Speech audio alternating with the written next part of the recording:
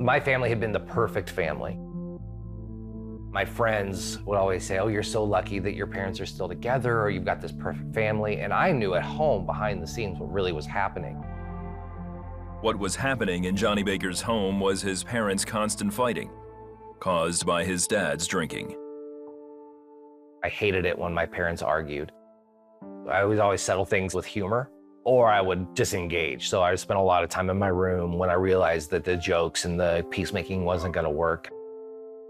Despite being an alcoholic, his dad was a good provider and even coached some of Johnny's youth sports teams. But emotionally, he was somewhere else. As he would begin to drink throughout the evening, he just would kind of unplug and just be gone. Johnny's mom took him and his sister to church every Sunday, and Johnny gave his life to Christ at a young age. But instead of learning about a loving, forgiving God, you do something wrong, you get punished. You do something right, you get rewarded. I just felt like I needed to earn God's love, but I never felt like I could. Self-criticism and doubt would shape Johnny's life and decisions for years to come. I'm somebody who struggled with worry and anxiety my entire life. I think, well, Johnny, this is how bad you screwed up, and no one's gonna love you or forgive you. So after his parents separated when he was 14, Johnny found something to silence his inner critic. I just wanted everything to kind of mute, just kind of turn the volume down. And that's what alcohol afforded me, is it just sort of would turn pressure, stress, everything down. Meanwhile, his dad got sober, rededicated his life to Christ, got back with his wife, and started a Christ-centered recovery program called Celebrate Recovery. Johnny even volunteered despite falling into the same trap his father had. He wasn't able to control it, but I'll be fine. I'll kind of learn from his mistakes and I'll perfect it. So when it became a problem, I would handle it. Or if it became a problem, I would handle it. But it did become a problem as alcohol took over his life throughout high school and into his 20s. By then, he had moved to LA to pursue acting and married Jenny, a Christian. She knew he enjoyed the occasional beer, but had no idea the depths of his addiction.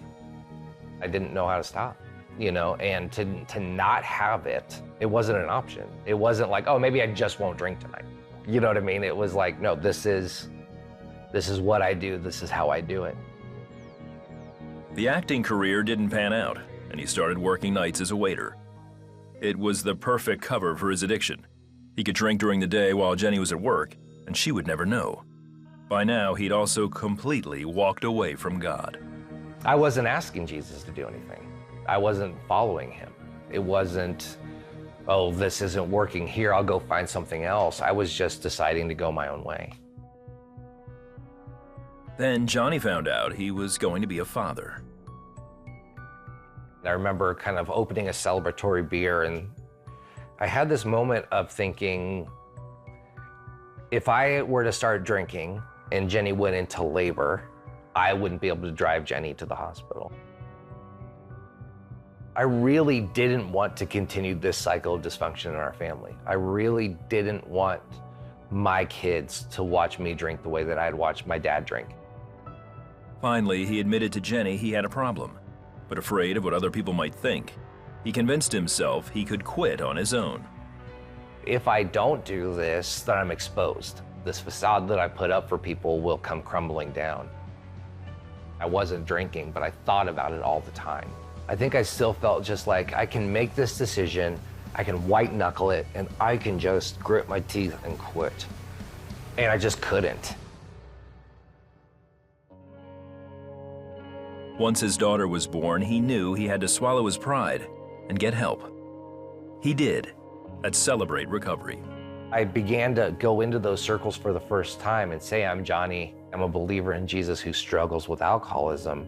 And I was met with grace. I was met with acceptance. He also learned what he needed was a personal relationship with Jesus Christ. In the beginning, it was the problem in my life is alcohol. But I was always going to be looking for something to take care of that hole that was inside of me. Jesus had to become not just my savior in my mind, but really the higher power that keeps me sober, the higher power that keeps me on the right track, the higher power that's in control of everything.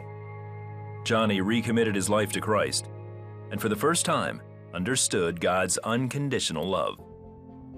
There's so much freedom in that, and realizing that instead of trying to earn God's love, to just accept it, to just allow God to love me the way that he loves me.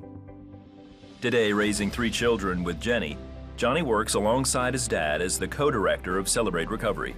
He's living on the promise that God's love for him will never change.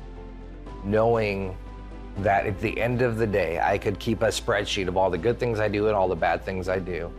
And that doesn't earn God's love, or it doesn't force God's love away from me, but God's grace covers all of that. It's such a more freeing place to live.